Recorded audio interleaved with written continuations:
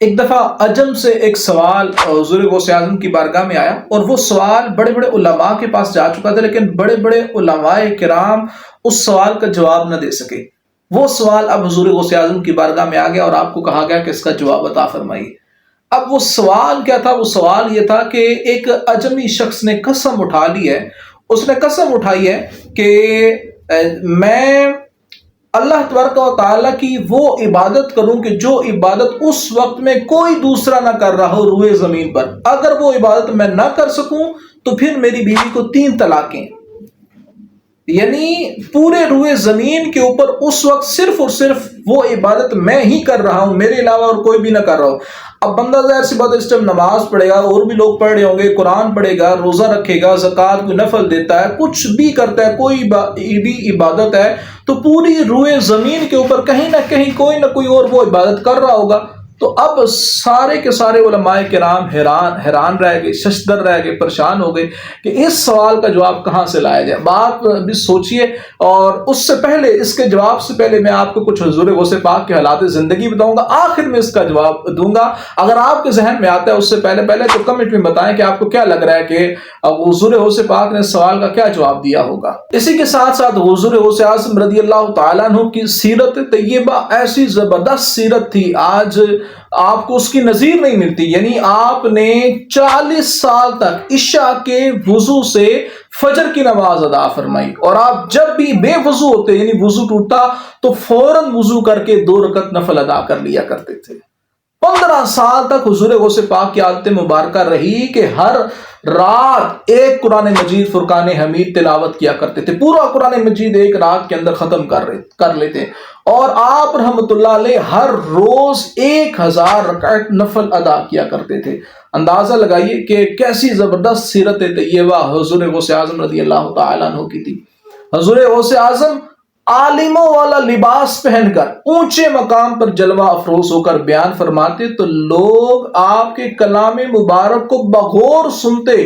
اور اس پر عمل پیرا ہو جاتے۔ یعنی آج بھی لوگ بڑے بڑے علماء کرام کی تقریریں سنتے ہیں، ان کی کتابیں پڑھتے ہیں، لیکن لوگوں کے دل نہیں بدلتے۔ تو حضور غوث اعظم رضی اللہ تعالیٰ عنہ کی زبان میں، آپ کی کلام میں ایسی تاثیر تھی کہ جو آپ کی زبان سے الفاظ سنتا، جو آپ کی کلام، آپ کی گفتگو، آپ کی تقریر، آپ کا بیان سنتا، اس کی دل کی دنیا زیر و زبر ہو جاتی، اور وہ گناہوں سے تائب ہو کے حضور غوث اعظم کے قدموں میں آ جاتا۔ وہ گناہوں سے تائب ہو کے عمل کی دنیا میں آ کے نیکیاں کرنا شروع کر دیتا۔ اب اسی طرح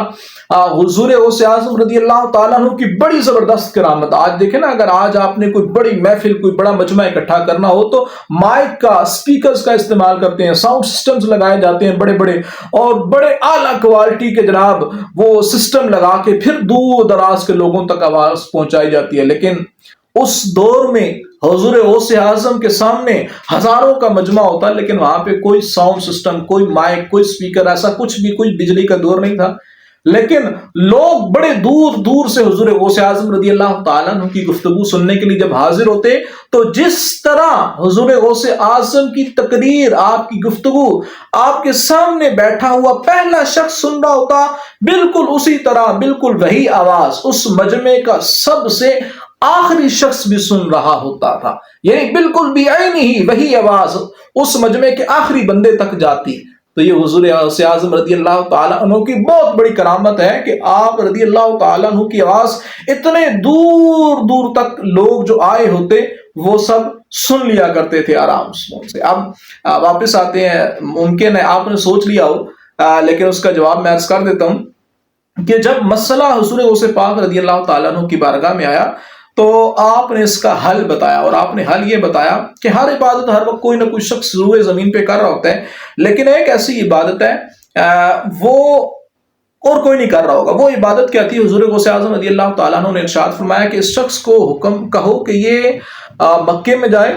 وہاں خانہ کعبہ کے سامنے جائے اور خانہ کعبے کو خالی کروایا جائے۔ یعنی خانہ کعبہ کے ارد گرد جو لوگ خانہ کعبے کا ہر وقت طواف کر رہے ہوتے ہیں، خانہ کعبہ کو خالی کروایا جائے، کوئی بھی بندہ اس کا طواف نہ کر رہا ہو، تو یہ اس وقت خانہ کعبے کا طواف کرے، 7 چکر لگائے تو اس کی قسم پوری ہو جائے گی اور اس کی بیوی کو طلاق بھی نہیں ہوگی۔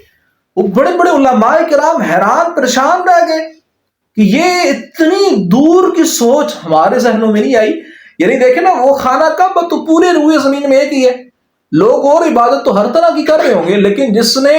خانہ کعبے سے متصل کوئی بھی عبادت کرنی ہے وہ تو خانہ کعبے کے پاس آئے گا، طواف کرے گا یا اس طرح کچھ. تو اب جب طواف کرنے والوں کا طواف بھی رکوا دیا گیا، تو اب یہ تو عبادت کوئی بھی نہیں اس وقت دنیا میں کر رہا، تو لہٰذا یہ عبادت یہ بندہ کرے تو اس کی قسم نہیں ٹوٹے گی. اب یہ حضور غوث اعظم نے جواب دیا اور اس شخص نے اپنی قسم کو بچایا. تو ایسے ہمارے حضور غوث اعظم رضی اللہ تعالیٰ عنہ. آپ نے مزید ان کے بارے میں جاننا ہو تو یہ ہماری